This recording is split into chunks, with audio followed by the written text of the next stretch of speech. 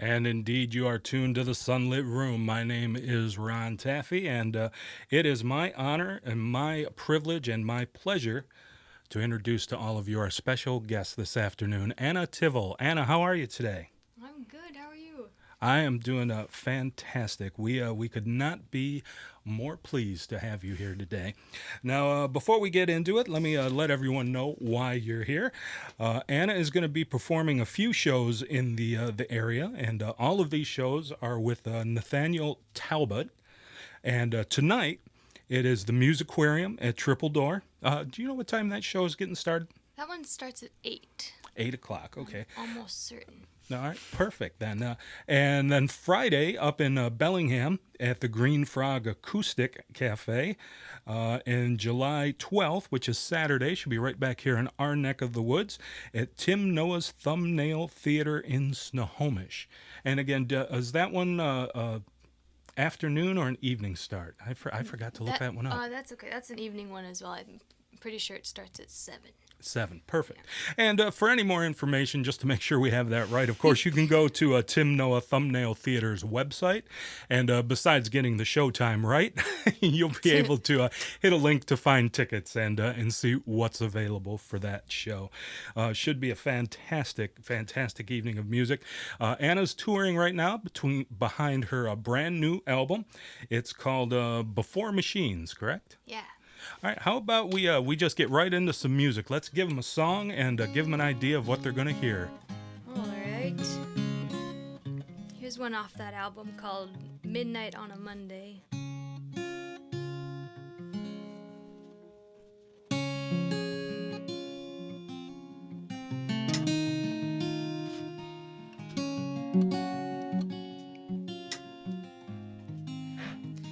Behind the boarded windows and hollow promises, beneath the groaning floorboards, the crumbling of bricks, I hollered out, come find me, don't let me disappear.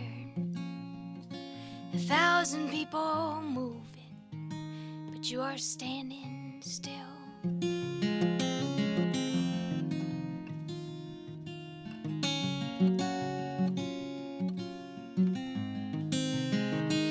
Midnight on a Monday, and my shoes are on a wire, always running into something, always looking for a fight. I hollered out, I'm leaving, there ain't nothing for me here.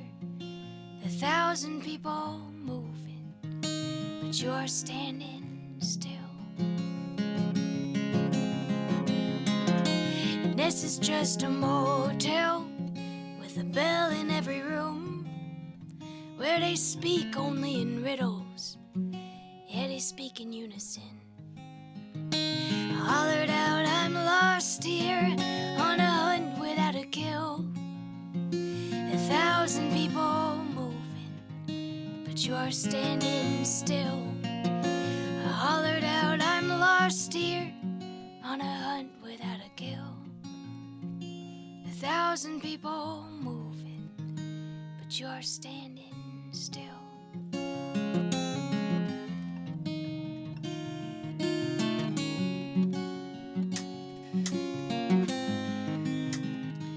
Leaning out of buildings, you're tumbling from grace.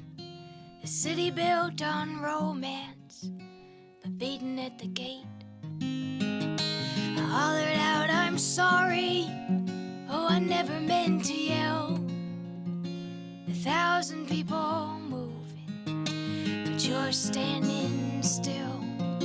I hollered out, I'm sorry, oh, I never meant to yell. 1,000 people moving, but you are standing still.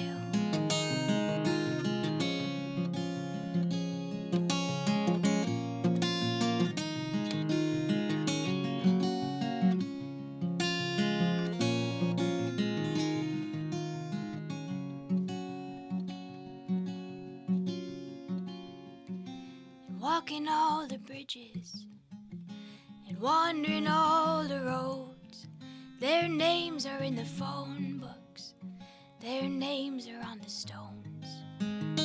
Hollered out, come find me, the cemetery on the hill. 1,000 people moving, but you're standing still. Hollered out, come find me, the cemetery on the hill. 1,000 people moving,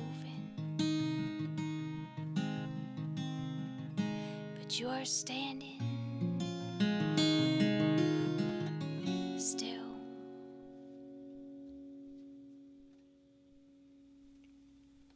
Anna Tivel live in the sunlit room.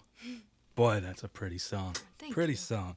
And that is from Anna's brand new release, a CD entitled Before Machines. Now, let's get to the most important thing right away. How can we get our hands on a copy of this CD? Where is it available? They are, actually, I just released that on a awesome little Portland label called Fluff and Gravy, which I'm really excited about. They're some of my best friends in Portland, and that's they're great. Just running a great thing over there. But it's on their website, fluffandgravy.com. You can find it. Fluffandgravy.com. There's a bunch of other fun people to check out on there. Now, I noticed that this album is released just under your name, Anna Tivel. And the previous CD, Brimstone Lullaby, was Anna and the Underbelly. I was wondering what the reason was for dropping the Underbelly, and what are the differences between the records? Well, yeah, I just started writing songs, and I thought, man, it feels so weird to just use my name that I use on my, when I'm writing a check or when I'm signing up for some weird thing, but so I called it Anna and the Underbelly, and like, oh, I'm probably going to have a band, and then I proceeded to pretty much never have a band, and it was just this constant thing where they're like, oh, well, how many people will you be bringing with you, and how, and I just decided to just be me. Just be you, and that is good enough. I mean, both. I haven't heard all of Before Machines yet, but what I have heard is fantastic. And Brimstone Lullaby was just an amazing record. I know that we had actually tried to get together earlier to bring you in here, but the scheduling never quite worked out, and that's why I was super happy when I saw that you were going to be playing Tim Noah's this weekend and in Seattle tonight, and we were able to get it together, because I really want to share this music with our listeners, because it is definitely worth sharing. Now, on both CDs, the music seems to be fairly lyrically driven. So I was wondering if you could take us through your songwriting process a little bit, and is it the lyrics that usually come first for you, or do you start with a melody and then work from there? I mean, I'm fairly new to guitar and to songwriting as well. I kind of wrote poems and little things my whole life, but turning them into songs is anyway. So the words come first most of the time, or kind of at the same time as the guitar. I have like a very small bag of tricks on the guitar, so it's sort of like a race sometimes to find the right thing to make the thought work with whatever the words are doing. But yeah, as far as writing goes, I write in the car a lot, actually. Isn't that dangerous? Yeah, it's really just not, it's not the best, but you just kind of... If that's where inspiration comes, you just kind of have to roll with it. Literally, if you're in the car, voice, you have to roll with it. Yeah, but yeah, just get a line usually, and then there's an idea behind it, and I try to write a story a lot, and that very often doesn't work. It just ends up like a stream of consciousness, more colorful thing.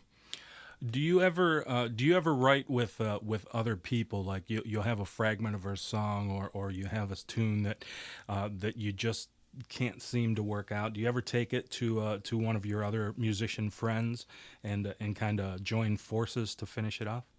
I've never really done that, and I really would love to get into that. I know a few people who love co-writing like that, and yeah, it is such a like in the dark and in your kitchen in your underwear sort of process for me that it feels sort of terrifying to join forces. You know, the beautiful thing is that in this day and age, I mean, for those of us that aren't musicians, we always romanticize the process so much.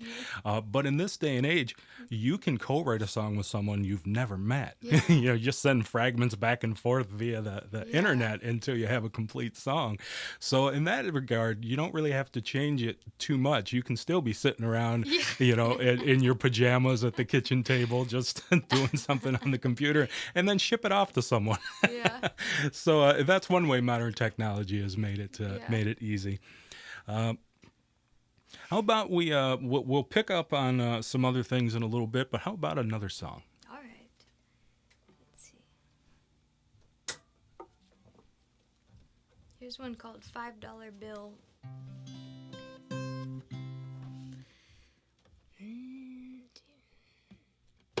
Wayward and sitting tight, I am a rocking chair on the porch outside. I am a stone skipping across the night. I am a $5 bill, yeah.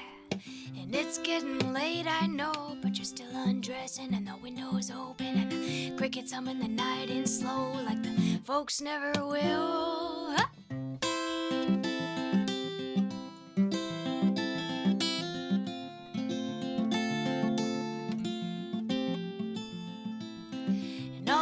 Neighbors quiet and the dogs are sleeping for a little while and the house is creaking and the people out with a $5 bill, yeah.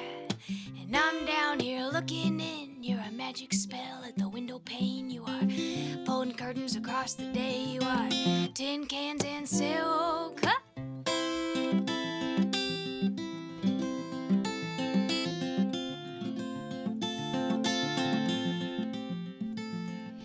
No, it's not a lot. It's a porch light on in the dark.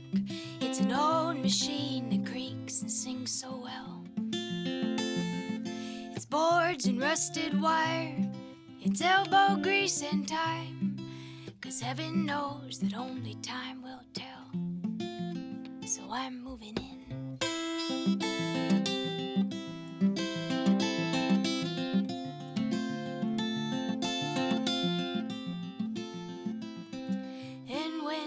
Time comes, you're a sleepless dreamer, you're a quiet song, you are a gold watcher will never pawn for a $5 bill, yeah. And I'm down here looking up, I am a weary soldier with an old tin cup, I am a lucky fool with a royal flush, I am too high to kill. Huh?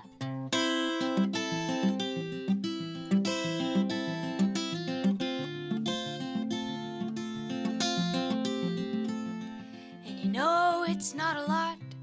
It's a porch light on in the dark. It's an old machine that creaks and sings so well.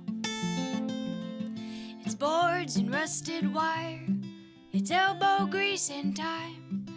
'Cause heaven knows that only time will tell. So I'm moving in.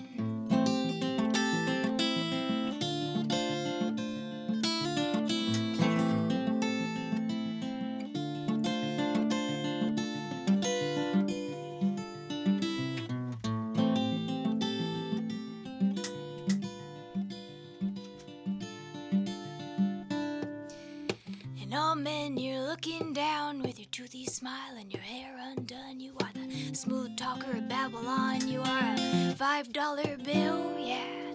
So come on and hang my hat. It's a wooden door and a welcome mat. It's a dusty floor and a mangy cat, and it always will be.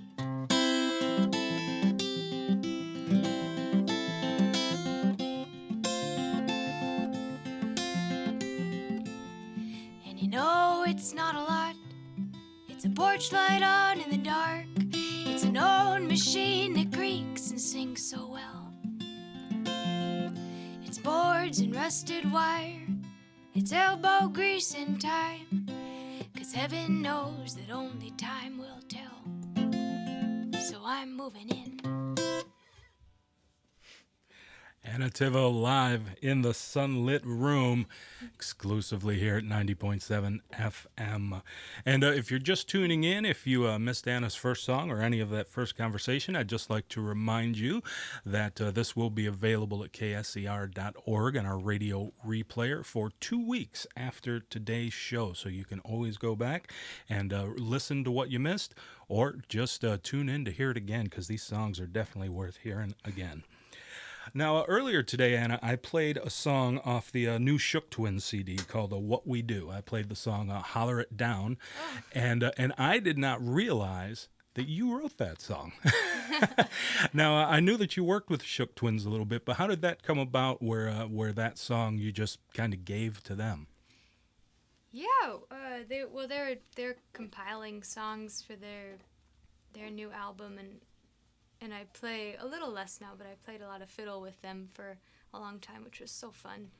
And yeah, they just were looking for a couple extra ones, and I had that one it was just one that didn't feel especially good coming out of my mouth, but I thought that it would sound really right coming out of their mouths.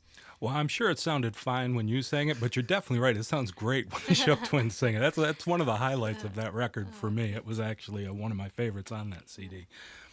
Now, I was wondering, is it a different sense of accomplishment for you when you hear another artist like the Shook Twins do one of your songs than how you feel when you yourself record it? Yeah, I mean, that's probably the only time that's ever happened. So based on that one experience, hey, you got to start somewhere. Yeah, but I mean, and they have such a big sound, and there's lots of people playing in harmony, so it's really cool to hear.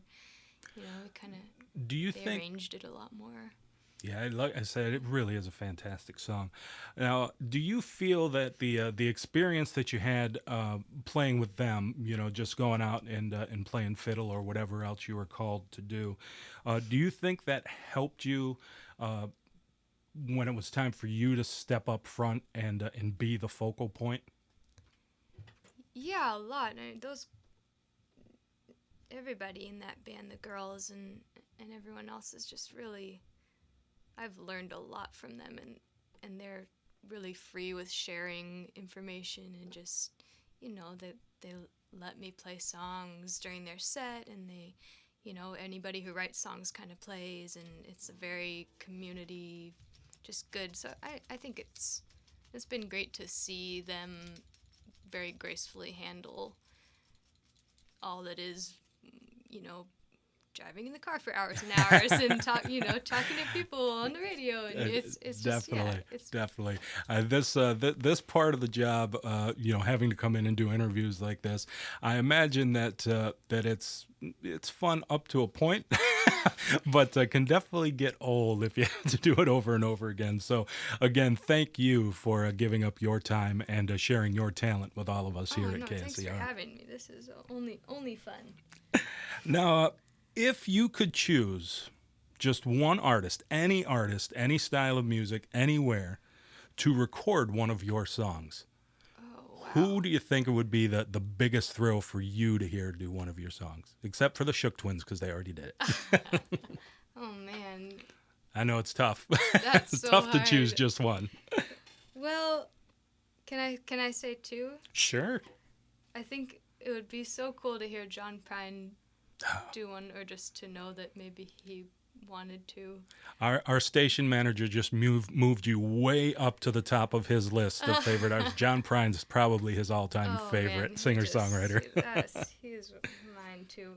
But then I also think it would be so cool to hear someone like Leonard Cohen or maybe a rapper or something. Those are two very different things, but to hear somebody do a song of mine just entirely differently, you know, with Leonard Cohen's backup jazzy stuff, female vocals. And yeah, exactly. It's always a production. Leonard doesn't do anything simply. Yeah. I guess that's part of what makes him Leonard Cohen and why everyone loves him. Yeah.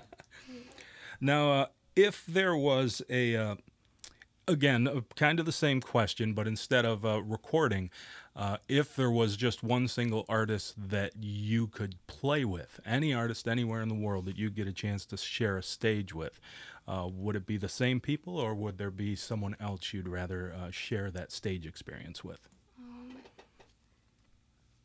there's just so many people I feel like I would just love to be able to even talk to. Just, yeah, I mean, John Prine, and I really love Anais Mitchell, is this artist from Vermont. Right, and yeah. I just love the way she's going about making music and songwriting. And Joe Pug I really love, and Joe Henry. I love Joe Pug. There's just a lot of people, I feel like. I didn't know who Joe Pug was. I'd be honest, I'd never heard of him before. And then just a couple years ago, the last time that Levon Helm played in Seattle, he played at the zoo, the Woodland Park Zoo. And Joe Pug was his opening act. Oh, man. And I was like, wow, Yeah, this guy's all right. Amazing, yeah. And it was at that point I said, yeah, Levon knows how to choose his opening acts. He knows what he's doing. Now, I also wanted to let people know that besides the live shows that we'd already talked about here, tonight, the Triple Door Musicarium, Friday at the Green Frog in Bellingham, and Saturday at Tim Noah's Thumbnail Theater in Snohomish, anyone that's going to be traveling next weekend, you're going to be performing at the Wildwood Music Festival, July 18th to the 20th. Now, that's down in Oregon. Where's that again? It's in Willamina. Willamina. See, I asked you to say that name because I always say it wrong the first time, so I figured I'd let you pronounce it and then I'd follow you. I could very possibly be saying it No, wrong. that's all right. At this point, it's your fault. It's all on you, Anna. No, but it looks like a wonderful festival, a great lineup. And I was wondering, as an artist, what are the pros and cons of playing a festival like that? Oh, well, here's another thing that I'm going to say. Well, this is my first and only, well, I've played only a few little festivals myself, and then a bunch with other people on fiddle. Oh, I see. So I always have such a great time. It's just everybody in a concentrated area and the opportunity. The Wildwood Festival and also Sisters Folk Festival I've played at a bit. I really like those festivals in particular. They're small enough that you can walk everywhere. Right. They're in, like, you just walk from place to place and hear band after band. Yeah, that's what kind of leads into what my next question was going to be. When you do get the opportunity to play these festivals, is it all business for you, or do you get a chance to take a little break and maybe go see a couple of the other bands that you admire? Yeah, I definitely try to be able to see some people and look at the schedule. And yeah, the Sisters Folk Festival is a good one. They have a songwriting camp for a week before the festival, and a bunch of the people that play the festival teach at it. So it's that's pretty neat. Yeah, a pretty cool way to get to interact with. Yeah, definitely a good bonding songwriters. experience. Yeah. Not just for the fans, but also for the artists together to Yeah. share that experience. That's kind of a neat thing. Yeah. I like that. Well, we have only got a few minutes left. It goes by so fast, doesn't it? She's looking at me like, what are you talking about? This has gone on forever. Will you stop? No. Oh, but before we let you go, can we get one more song out of you, Anna? Yeah. Let's see. I'll do this one called 1001.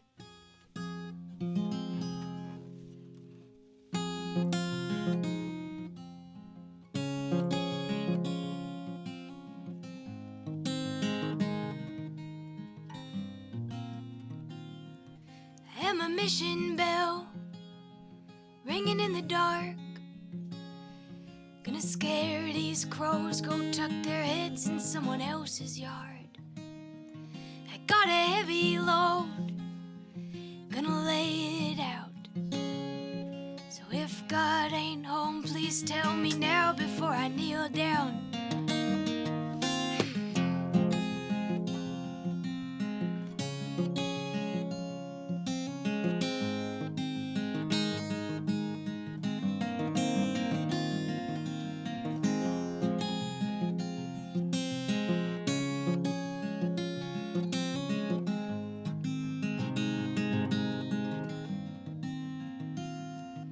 I am a liar's game, I am a shorted fuse. I am the dirty water in the wishing well and the coins you threw. I am a wrecking ball. I am a fighting chance. I am alive, that's all that keeps me sometimes breathing. I am an oil spill, beautiful and hot. I am the orange glow of the sun in the hill. I am one last shot. I am the asphalt kid, rolling the yellow lines. Yeah, if you're trying to kill me, gonna have to make it a harder try.